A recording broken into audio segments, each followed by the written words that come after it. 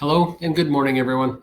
My name is FASSINA, and I have the honor of serving as the president of Okanagan College, as well as the president and the chair of the board of directors for the International Council for Open and Distance Education. Today, I am speaking to you from Kelowna, which is located in British Columbia, Canada, and on the traditional and unceded territory of the Sioux Okanagan people. While I so wanted to be able to join you in person, alas, our current travel restrictions are making it incredibly difficult to do so. So in the spirit of e-learning, I'm here through a digital mechanism. And it is my pleasure to be with you today to have the opportunity to speak about recalibrating open, distance, and e-learning for a resilient and inclusive education. Now, as so many of you are experts, much of what I'm going to have to say today, you may already know. But with some luck, I can validate some of your ideas, and with some true luck, I might be able to spark some new ones. For those of you that are new to the open, distance, flexible, and e-learning space, hopefully I'll be able to share some information and knowledge with you that will help you on your progression into this incredibly rich, incredibly exciting, and incredibly important element of the global education landscape. So when we talk about recalibrating, perhaps the best place for me to start is actually in our past. As so many of us know, the idea of distance education is not new. Really, it's been around for decades and decades and decades, pretty much since the introduction of mail systems. So it's not the creation of distance education that leads to that resilience and inclusiveness, but rather what we do with it. And as we fast forward from the introduction of distance into, say, the 50s through about the 70s, we watched the global higher education system dedicate huge resources towards creating open environments in an education space, as well as distance education environments. Now, on the open side, we saw a focus first on the concept of open access, so that we were creating opportunities for people that may not otherwise have the ability to participate in higher education. And on the distance learning side, we watched the introduction of large-scale distance education environments to really address the influx of people that were seeking education in a post-World War II era. Now, together, these elements are the true foundations of the current open, flexible distance and e-learning movement that we know today. Now, nevertheless, many will remember that the word open has come to encapsulate so much more than it did at the time of its introduction.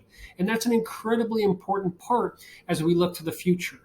Similarly, many are going to know that in the mid-90s, with the advent of the internet, there were a number of institutions that really embraced this idea of e-learning and focused primarily on creating online learning experiences for students as a different way of meeting the distance education needs of society.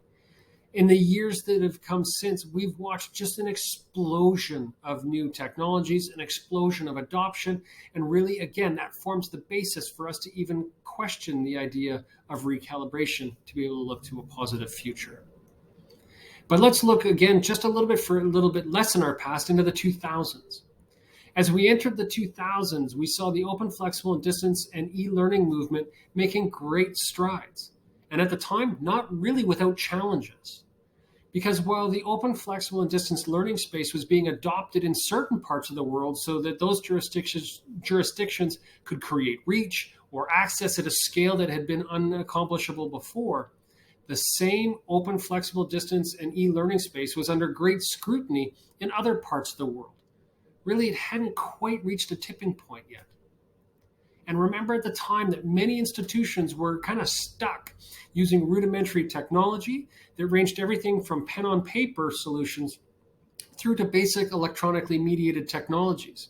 Because the digital learning management systems that we know today, or the integrated learning management systems that we know today, were really just being introduced and refined at the time. So as a result, the curricular designers and architects and subject matter experts in the distance space were somewhat limited by these technologies, not by their imagination. We just needed that technology to catch up, and rest assured, it certainly does. Nevertheless, throughout the 2000s, this group of individuals and proponents for open, flexible distance and e-learning, again, made some awesome and incredible strides.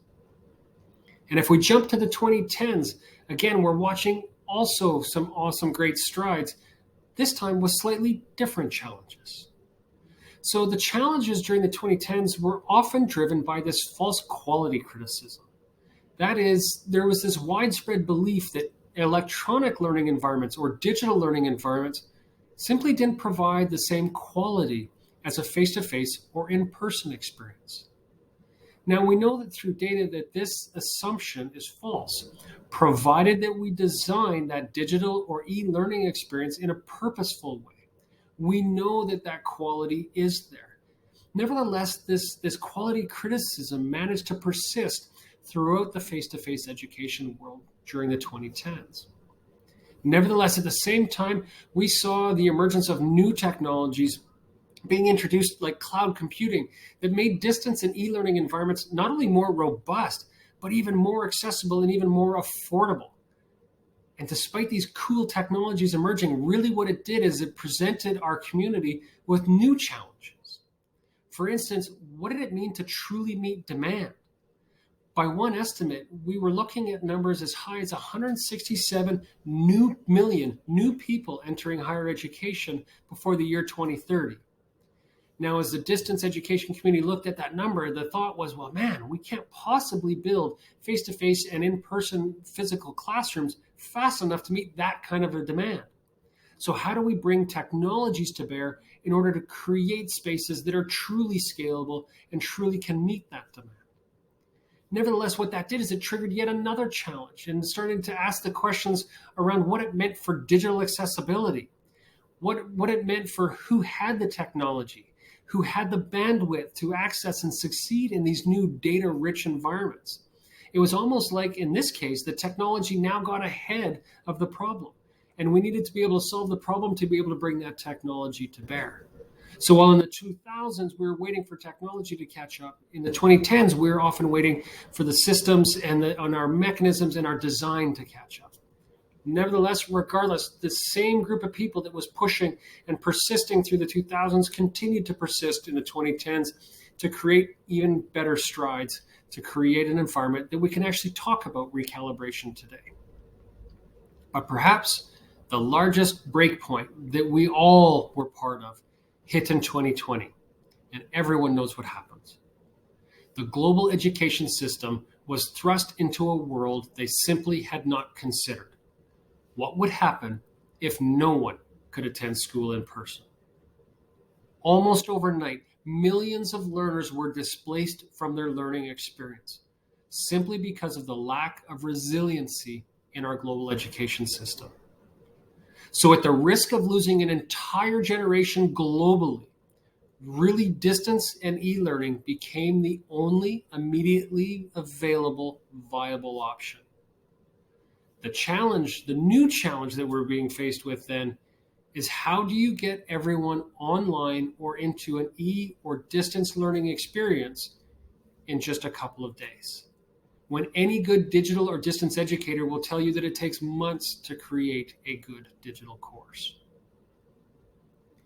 The outcome was a quick fix version of distance and e-learning. Really not distance or e-learning at all, but rather an emergency remote learning or a digitally mediated classroom. What it meant is that people were putting a piece of technology between the instructor and the student, but persisting with the same design as a face-to-face classroom. Not out of anyone's fault of their own, but simply time did not allow for the application and adoption of true distance or true e-learning technologies. So to be clear, what most institutions moved to in 2020 is not distance education, nor is it true e-learning. It was simply an emergency version of remote learning or technology-mediated classrooms. So not surprisingly, at the time we witnessed an immediate backlash based on quality arguments. People were remarking that while this online thing would help get us through to the other side of the pandemic, it would never replace face-to-face or in-person instruction. And it turns out they're right. Not because e-learning or distance education can't meet the needs of learners, but because what we were doing was not true distance or e-learning. Rather, we were trying to mix different design mechanisms to be able to meet an immediate problem. The argument at the time was often based on the hope that this pandemic would be over in a couple of weeks, or at worst, a couple of months. And that way we could get, quote unquote, back to normal. We could get back to that in-person experience. But as we all know, normal never arrived in a few weeks, nor did it arrive in a few months. So what that forced institutions to think about is how do they recognize and need and support the needs of their instructors and professors to create quality e-learning and distance learning experiences. And it turns out that as those different changes were happening and as investments were being made, the quality was being amplified. And not only did the students appreciate it, but so too did many of the instructors and professors that were engaged in it. So now what? We're in a world where distance and e-learning is widely accepted. Well, frankly, more so now than it ever has been before. We know that if we purposefully design, architect, and produce distance and e-learning environments in a purposeful way, they are of the utmost quality and the utmost engagement. They're fantastic. And we know that there is so much more opportunity to be discovered in a distance and e-learning environment. Yet at the same time, we're seeing jurisdictions around the world drive back to a face-to-face or in-person learning experience.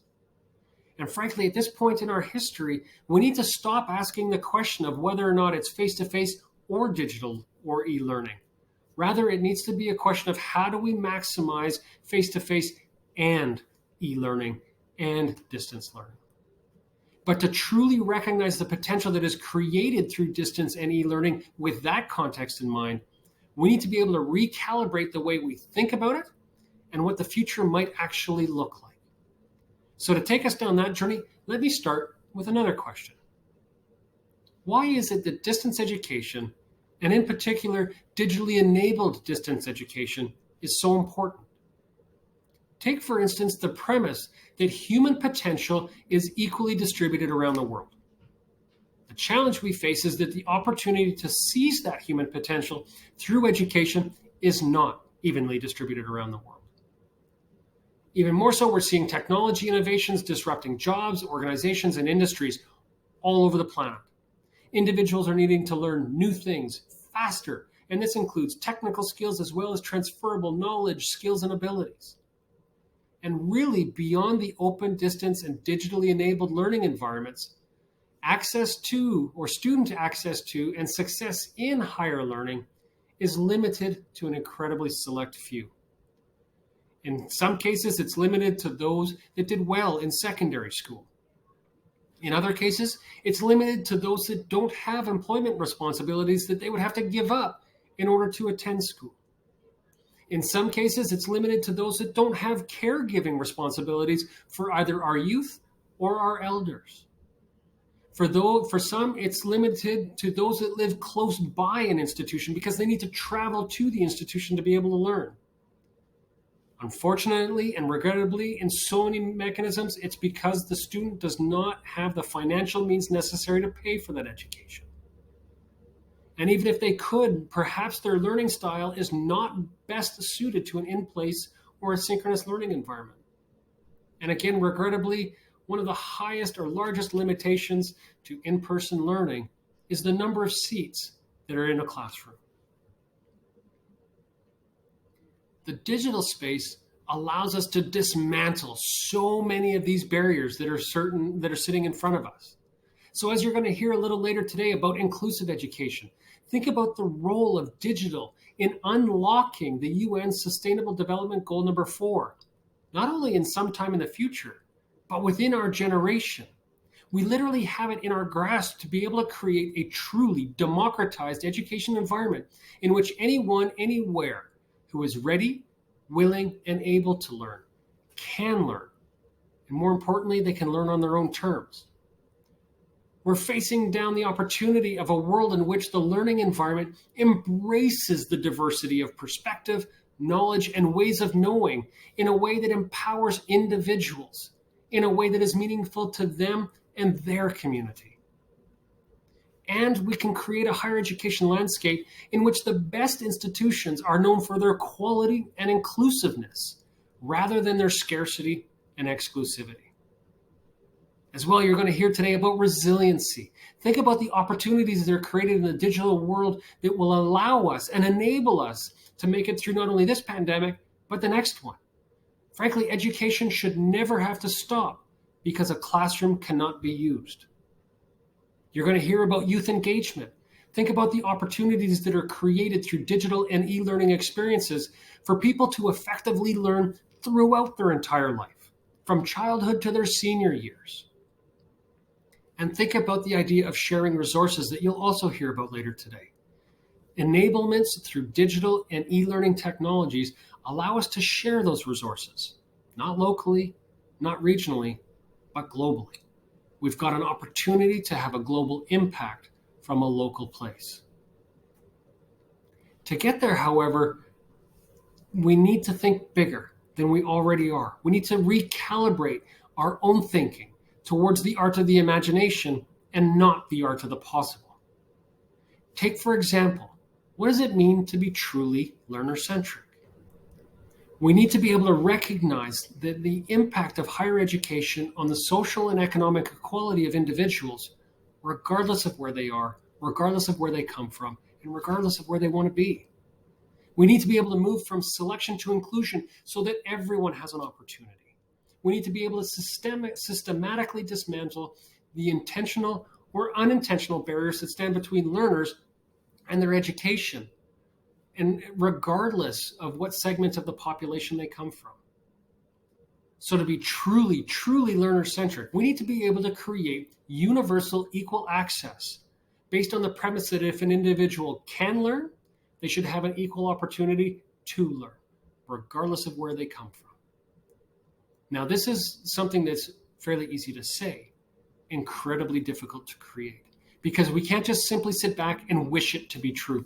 It requires a fundamental disruption in the way that we organize our institution. It requires a fundamental change in the way we conceptualize the relationship between our institutions and the students. And it requires incredibly progressive policy by our government partners. And to get there, we need to think even bigger than we already are. We need to think about what might be possible based on what we already have. Take, for instance, right now, the immediate future of learning is already here. It started with the global pandemic and has really started to evolve. We've already got the idea or the technologies available to be able to create an infinite classroom. One that has no seats, one that has no limit on the number of people who can attend, regardless of where they are in the world. But let's take that even further. Let's take it into a world that really meets the needs of the learners where they are today. Take, for example, the idea of education on demand, the idea that education can be accessible anywhere, anytime, based on the premise that education needs to be able to fit around people's lives, not the other way around. We see this in other parts of consumerism, where people are being able to get services or products or ideas, frankly, on demand. And if in education we believe that we are immune to this trend, I think we're being a little foolish. So this means that we need to be able to step away from many of our assumptions about how learning is structured, often based on this concept of time as compared to based on the concept of demand. We also need to be able to recognize that learning is becoming much more personalized and self-curated by the individual learner. As information has become more available around the planet, we know that people are initiating their own learning journeys. And we know in many cases they want to choose their own path. What that really means is that the student becomes their own owner of their personal learning journey, not necessarily the institution. And in that context, we need to be able to show up and help the individual bridge the gap between their current knowledge and their desired knowledge state. Now, this means that we need to get creative because we need to be able to assess where an individual is in their personal learning journey, be able to assess their capacity, their capability, and their readiness, be able to enable them to continuously define and adapt their own personal learning goals, and be able to support them in self-curating a personalized learning journey. All of this on scale, all of this to millions of people. Now, again, this will necessitate a fundamental shift in the way we operationalize our institutions and reconceptualize the relationship that we have between an institution and a learner and what our role in that relationship might be. Think even further about this idea of changing the amount of information that someone has to process at any given time and creating learning in what is a manageable chunk for the individual. We need to be able to recognize that not everyone learns at the same pace and that they might need to learn at different rates, based on where they are in their own life journey. We need to be able to dismantle the artificial barrier between learning and life.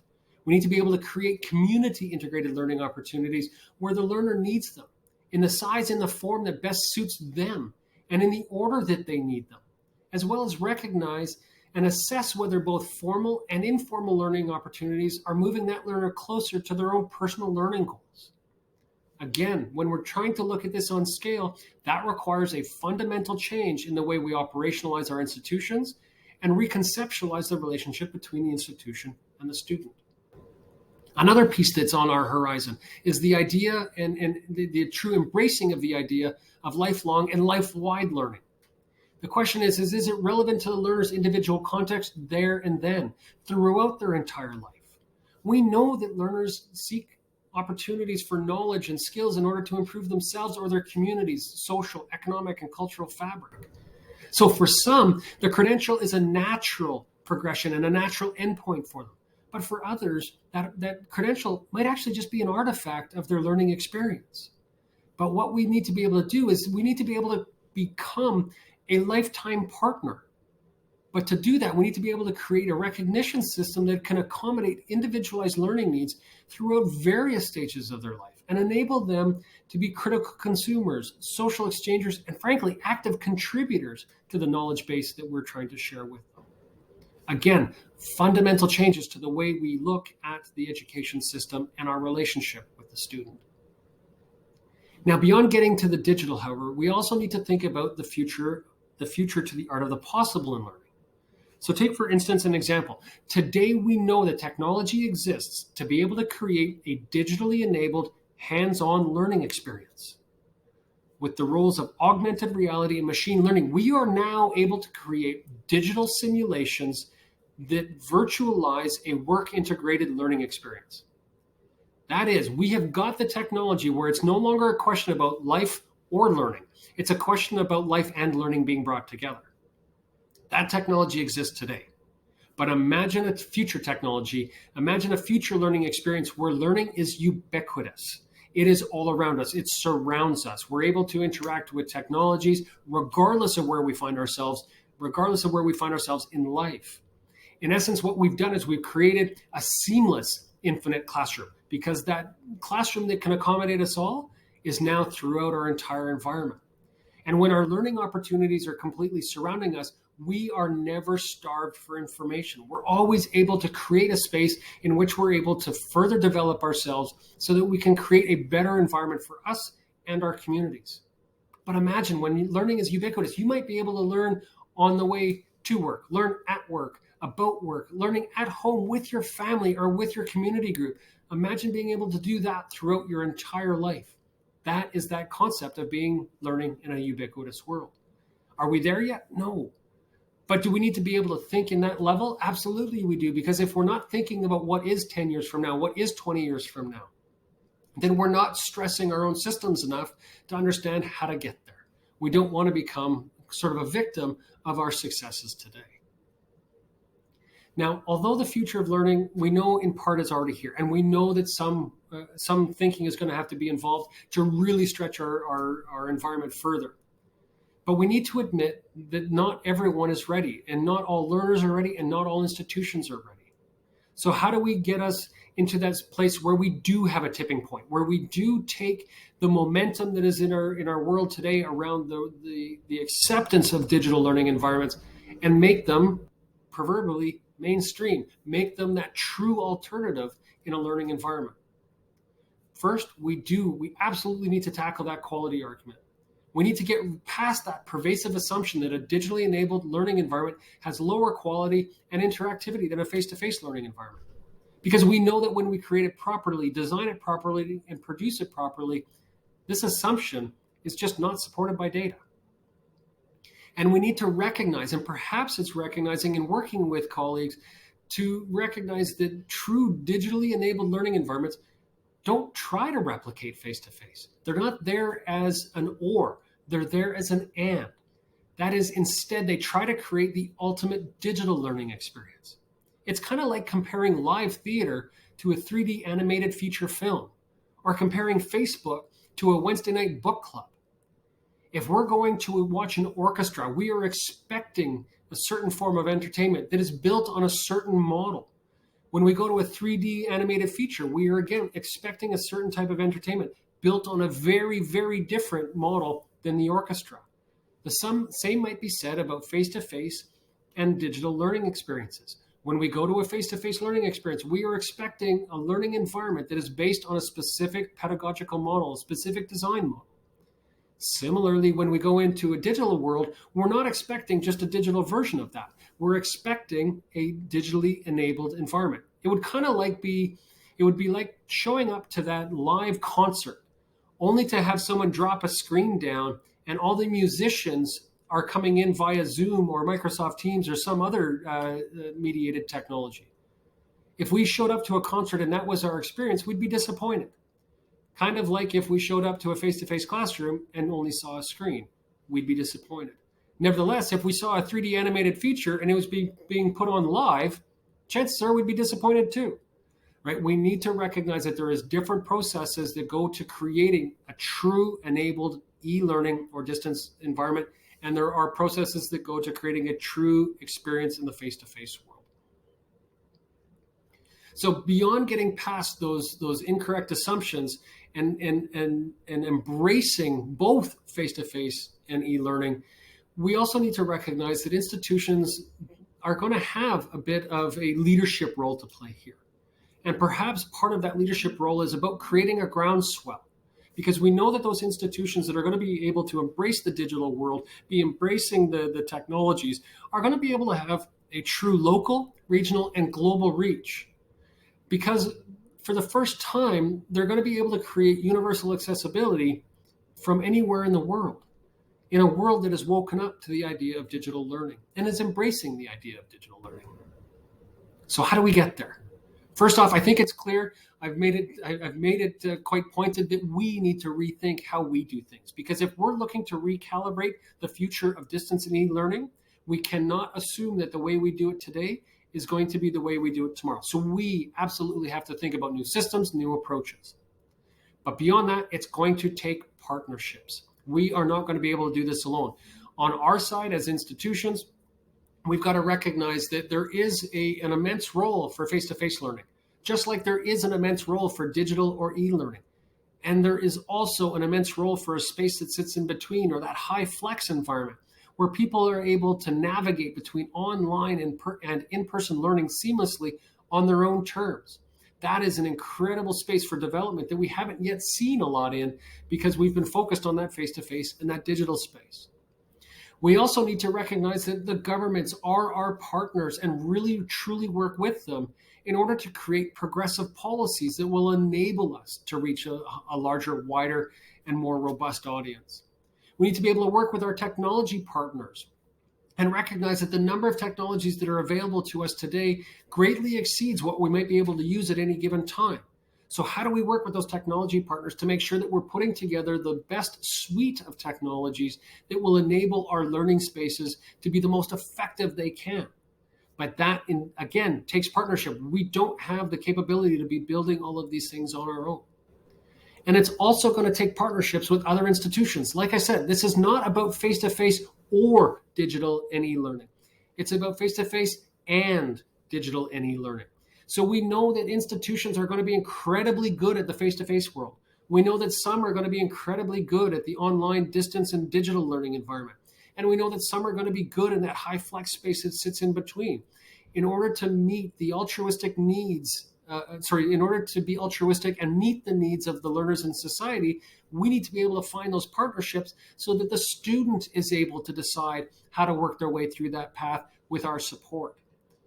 And really, that's where a community like ICDE plays in, because you're immersed in a group of individuals that are all thinking in the same direction, but all with very different skill sets and different talent bases to be able to make that possibility an actual reality. So in short, we need to recalibrate where we are. We need to recalibrate our thinking about what is possible, and we need to realize that we need to work together to bridge the gaps that we know are already there and that we know are coming. We together need to be bold, we need to be creative, we need to be innovative, but more than anything else, we need to be collaborative. So in closing, an immense thank you today for letting me have a little bit of your time. I have so enjoyed the opportunity to speak today, and I'm hoping that you've gained some information that you're going to find helpful, not only in your expertise, but perhaps in an area that is unrelated to the open, flexible distance and e-learning space, so that we can help others understand, again, the incredible importance of this robust and important part of the global education system. I'm so very happy to have been part of your day, happy to answer any questions and follow up with people as needed. If you want to get in touch with me, you can always email me. My email address is president@okanagan.bc.ca. So president@okanagan.bc.ca.